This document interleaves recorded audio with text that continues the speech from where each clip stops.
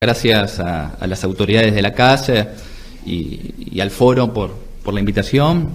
En la persona de Diego también hago de agradecimiento personal, ¿sí? Y sobre todo agradezco, más allá de la invitación, la oportunidad para hablar y para reflexionar sobre este nuevo derecho que parece comenzar a presentarse en los medios de comunicación y en algunas publicaciones académicas, ¿no?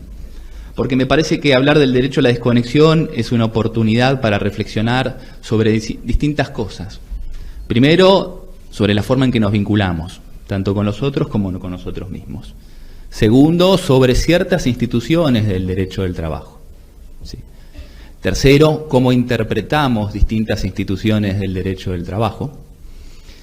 Y cuarto, si esta interpretación que hacemos de distintas instituciones del derecho del trabajo es acorde al Estado constitucional y antropocéntrico de derecho. Es decir, una oportunidad para revisar nuestros mecanismos psíquicos de interpretación en el marco de un sistema normativo apuntando a una interpretación sistemática del derecho, tal como vienen siendo las nuevas tendencias en lo que es la filosofía del derecho. Lo primero que tengo que aclarar es de qué hablo cuando hablo del derecho a la desconexión. En general, cuando hago este tipo de presentaciones, me refiero al derecho a la desconexión digital. Es lo primero que aclaro. Porque un derecho a la desconexión ya existía. Inclusive los jóvenes juristas que trabajaron en Latinoamérica estos temas, como Rodrigo Azócar, Federico Rosenbaum, hablan y ponen en claro que el derecho a la desconexión es el derecho a desentenderse de las situaciones de trabajo. Antes se representaba con la imposibilidad de llamar al teléfono fijo o ir a tocarle el timbre a la persona que trabaja. Pero ahora ha mutado, como nuestra forma de vincularnos con los otros ha mutado en la era digital, se habla de un derecho a la desconexión digital. Y se lo presenta en general como el derecho que tienen las personas que trabajan a no recibir requerimientos fuera de su horario de trabajo, le hace entre los descansos de jornada y jornada, en las vacaciones, en la licencia, y sobre todo a no responderlo y tampoco recibir por ello ninguna represalia. Sí, no es solamente el derecho a no responder, sino a no ser sancionado. ¿De dónde viene este derecho a la desconexión? ¿Por qué se comienza a hablar? Sí. Comienza a darse su tratativa, se comienza a ver en realidad en lo que conocemos acá como responsabilidad social empresaria, en las buenas prácticas empresariales. A diferencia de lo que se cree, los primeros experimentos con el derecho a la desconexión no viene por un tema legal, sino por un tema de eficiencia de las personas que trabajan. Las distintas empresas en Europa empezaron a descubrir que las personas trabajaban de forma más eficiente cuando se les garantizaba su descanso. Volkswagen, BMW empezaron a aplicar este derecho a través del sistema operativo, bloqueando la posibilidad de conectarse. Después se establece a través de la negociación colectiva también en Europa. Distintos convenios colectivos empiezan a establecer, empiezan a hablar sobre todo el derecho a la desconexión. Y toma mucho más relieve con la reforma del 2016 en Francia, con la ley Khomri, ¿no? Que es la que empieza a hacer que salgan las notas en distintos lugares. Como ven, esto es un extracto de lo que es la ley francesa, la reforma del Código de Trabajo francés. ¿Sí? Y en realidad lo que pueden observar es que se habla del derecho a la desconexión y se deja supeditado a la negociación colectiva. Una tendencia mundial en materia de reformas, ¿no? Dejar supeditadas las reformas a la negociación colectiva como herramienta para adecuar a la especialidad de cada actividad. ¿Sí? Ese es el primer ejemplo que tenemos en una legislación a nivel mundial. Después tenemos otro más reciente, que es el caso español, que es una adaptación mejorada del texto francés. No solo porque se habla del derecho a la desconexión, sino que habla de trabajadores públicos y privados, porque incorpora el derecho a la conciliación entre la vida laboral y personal como una herramienta a considerar en el derecho a la desconexión. Y además habla también de delegar a la negociación colectiva, pero habla de algo que nos va a parecer novedoso, pero se nos va a empezar a hacer común en lo que es materia legislativa. La necesidad de visibilizar y concientizar en cuanto a los problemas de la hiperconectividad. Esto les va a parecer muy similar a lo que cuando hablamos de violencia. Una de las necesidades que tiene la violencia es de visibilización y de capacitación y de generación de conocimientos para poder identificar la violencia. Con la hiperconectividad pasa algo similar. Para mí es otra manifestación de violencia. Sin perjuicio de eso, de los distintos reconocimientos que hay en algunas legislaciones, Bélgica es otro caso, Italia es otro caso, parte de la doctrina ha empezado a cuestionar el tratamiento del derecho a la desconexión como un derecho autónomo, porque entienden que en realidad cuando hablamos de derecho a la desconexión, ¿sí?, lo que estamos haciendo referencia es el derecho a la protección, a la salud, a la integridad física y psíquica, a la indemnidad, a la limitación de la jornada. Es decir, estamos hablando de una nueva versión de un derecho que ya existe consagrado por los sistemas normativos. Entonces se empieza a hacer hincapié en las distintas órbitas que alcanza este derecho a la desconexión. El primero, el derecho a la salud. De lo que más hemos hablado, se ha hablado y está bien porque hace falta visibilizarlo, es el efecto nocivo que tiene sobre las personas el exceso de contacto con la tecnología. La luz azul, el insomnio que genera, los problemas en la visión que genera la tecnología. Si bien nos vamos acostumbrados a usar más anteojos, nos vamos acostumbrando a comprar nuevos dispositivos que en teoría tienen otra tecnología que no hace daño, el daño sigue estando. Esta problemática también se manifiesta en lo que es la adicción a la tecnología que tenemos. No sé si están al tanto, pero el CEDRONAR ya ha creado un programa para trabajar en lo que es la prevención de la adicción a la tecnología. Pero también se genera otro problema, que no está solamente vinculado con la luz, con la adicción, y tiene que ver con hablando de epidemias y de problemas que estamos viviendo con la salud en el mundo, tiene que ver con un problema de salud mental, ¿sí? La depresión, el déficit de atención, el trastorno por hiperactividad, es el panorama patológico del siglo XXI relevado. Y se dice que la tecnología y nuestro efecto enjambre con la tecnología es la principal causa de ese panorama patológico. Nosotros estamos acostumbrados a construir nuestra subjetividad y nuestra experiencia en el mundo a partir de la información con la cual nos vinculamos. Cuando hablamos de que vamos a una escuela, en una casa, en una familia, en un trabajo, y se construye nuestra subjetividad, nuestra forma de interactuar con el mundo, lo hacemos a través de información. Y eso determina en gran medida nuestra forma de ser, por lo menos nuestra personalidad en términos psíquicos. Ahora bien, desde la aparición de lo que se llama el enjambre, o el efecto disruptivo de la tecnología con la cual convivimos en forma diaria y estamos conectados, ¿sí?, la infosfera, el lugar en el que vivimos y adquirimos información, no está dada solamente por el espacio físico, sino por el espacio virtual. Y el espacio virtual tiene una condición, que se puede expandir, se puede hacer cada vez más amplio, más profundo, con más información. Ese es el espacio virtual. Ahora, lo que no se puede expandir es la capacidad humana, orgánica, de procesar esa información. Y a medida que andamos por el mundo de la vida, vamos consumiendo información y vamos incorporando información. Y eso produce una saturación de la plasticidad cerebral que tenemos. Por eso a veces nos pasa como en la computadora cuando abrimos muchas pestañas y estamos un poco tildados, que no podemos reaccionar. Eso es consecuencia de la hiperconectividad. Porque no nos damos cuenta, pero estamos todo el tiempo consumiendo información. ¿Sí? El tiempo virtual no es el mismo que el espacio virtual. Esa es la causa principal de las enfermedades neuronales del siglo XXI.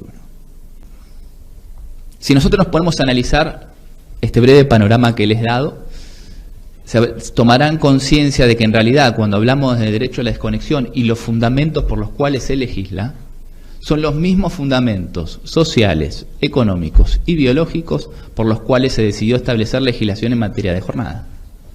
Los fundamentos por los cuales se sancionó el convenio 1 de la OIT o nuestra primera ley de jornada son estructuralmente los mismos.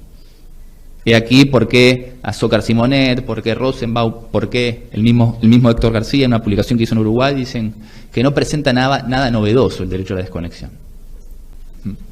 Ahora bien, en general se hace referencia a la jornada, a la vulneración del tiempo de descanso, al derecho a la salud. Pero yo les dije que me interesa hablar del derecho a la desconexión porque es una forma también que tenemos para rever las instituciones del derecho del trabajo. Estamos acostumbrados a entender la jornada del trabajo desde la perspectiva del tiempo ocupado y no desde una perspectiva de los derechos fundamentales. como sería el tiempo libre, porque el tiempo libre es un derecho fundamental. Nosotros enfocamos nuestra visión, nuestro análisis en el tiempo como valor en términos de tiempo ocupado, porque es lo que determina la jornada, porque es lo que determina el valor económico del trabajo. Pero nunca consideramos el tiempo libre. Tenemos que empezar a hacer foco en el tiempo libre para analizar la jornada, porque la jornada justamente es la privación de un derecho fundamental. ¿Y qué condiciones tiene un derecho fundamental? Que es imprescriptible, que no es canjeable por dinero. Pensemos, la violación al tiempo libre, ¿cómo la compensamos en nuestro sistema normativo? A través del pago de horas extras.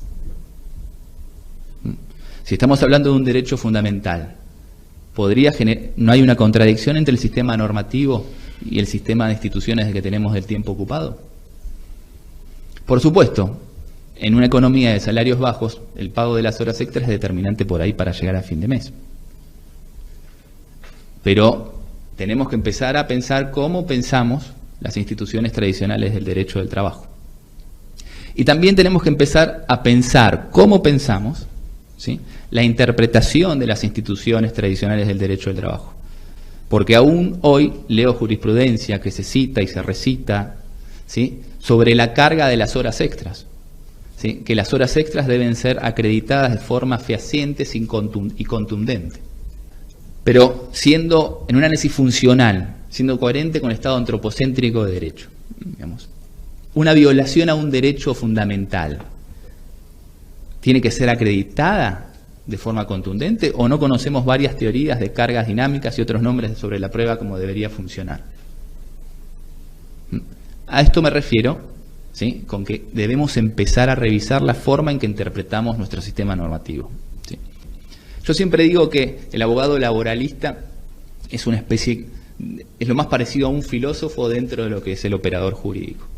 Hoy recordaba cuando hacías referencia a la primacía de la realidad, de las plataformas y el establecimiento, donde otros ven una simple aplicación y una plataforma, una página web, un laboralista ve un establecimiento. Cuando un comercialista ve una intermediación, nosotros vemos una inteligencia artificial operando de empleador atrás de una empresa, ¿no? Entonces, ¿a qué quiero ir con esto? Que tenemos que empezar a revisar nosotros cómo integramos el sistema normativo, cómo hacemos que funcione el sistema normativo, ¿sí? Y tenemos que empezar nosotros a ver cómo integramos en la práctica forense todos estos conocimientos que se vienen dando, que parecen medios volados. Tenemos que empezar nosotros como operadores jurídicos a entender y a preocuparnos por el derecho a la desconexión y a poner en duda y a criticar el sistema normativo de cómo funciona. Hay una frase de Berardi que me gusta mucho, que hace referencia justamente a los filósofos, que es la que cito ahí, ¿no? Cartografiar el territorio de la mutación y forjar las herramientas conceptuales que permitan orientarnos en este territorio desterritorializado en constante cambio. Para mí define esencialmente la esencia del abogado laboralista. También quiero, para ir cerrando, ¿sí?, plantear en términos problemáticos de lo que estamos acostumbrados a hablar como derecho a la desconexión. Ahí se hizo referencia a una publicación mía en esta materia, en donde yo planteo si el derecho a la desconexión realmente es un nuevo derecho o es una vieja obligación. Parece un juego discursivo, pero en realidad, o un recelo terminológico, pero en realidad responde a una perspectiva de análisis de la problemática, ¿sí? Como les dije, otros autores, y yo concuerdo con ello, hablan que no es un nuevo derecho, ¿sí? Pero no solo no es un derecho, o no tiene que ser visto como un derecho, sino que es como una obligación, ¿sí? Hablando de dispositivos discursivos, le digo yo, vos dijiste estrategia semántica discursiva, ¿sí? Me gustaría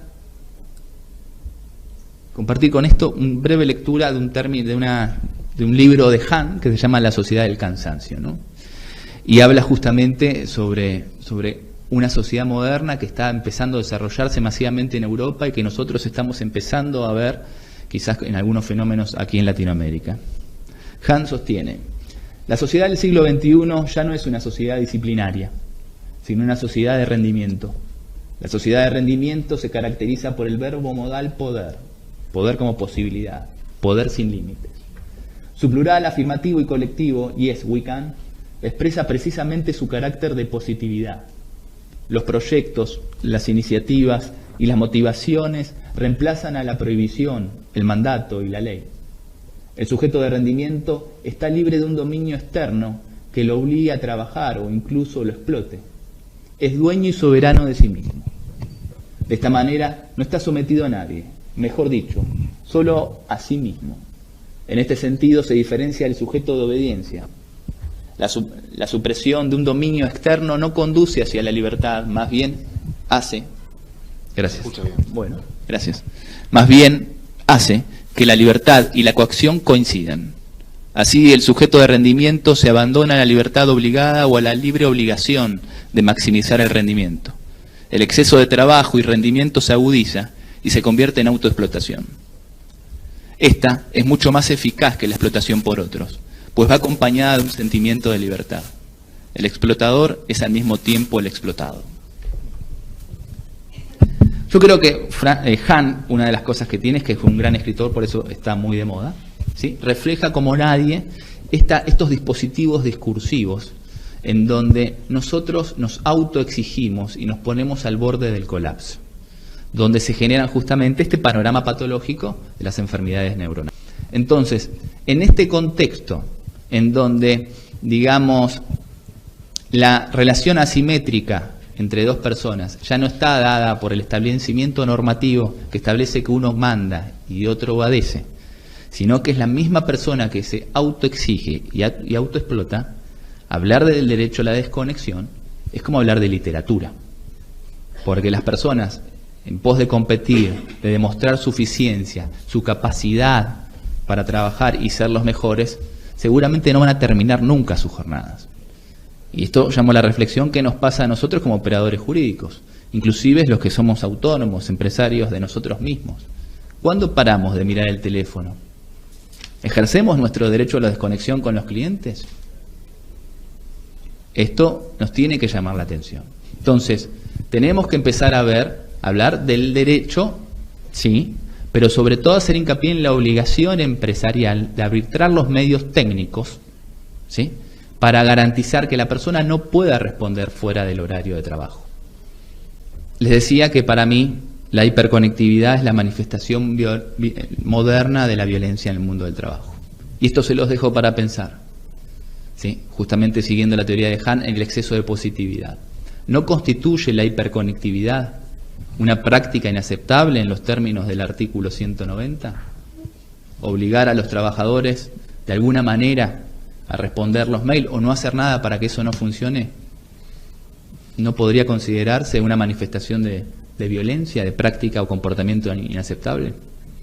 Si es así, ¿no tendrían los empleadores la obligación de llevar adelante las buenas prácticas empresariales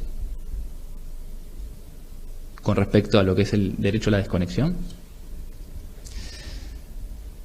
Y por último, les decía, a veces cuando hablo de este tema, e inclusive me atrevo a decir que hay ciertos colectivos de trabajadores y trabajadoras en situación de vulnerabilidad con respecto al derecho a la desconexión, y hago referencia a los altos directivos de las empresas o a los trabajadores de informática, ¿sí? Muchos me dicen, Oscar, estás mal, te está afectando el celular, ¿no? ¿Cómo vas a hablar de situaciones de vulnerabilidad, ¿sí?, con personas que ganan muy buenos sueldos y no tienen ninguno de los problemas sociales? Yo considero que hay varios tipos de pobreza. Y una de las pobrezas que nos atormenta en la modernidad es la pobreza de tiempo, ¿sí?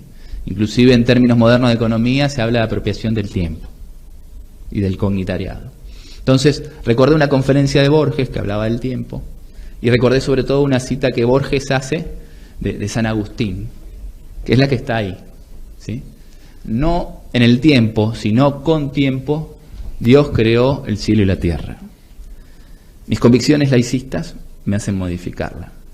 Yo digo, no en el tiempo, sino con tiempo, es que el hombre y la mujer realizan su actividad creadora, que es el trabajo. Gracias. Muchas gracias.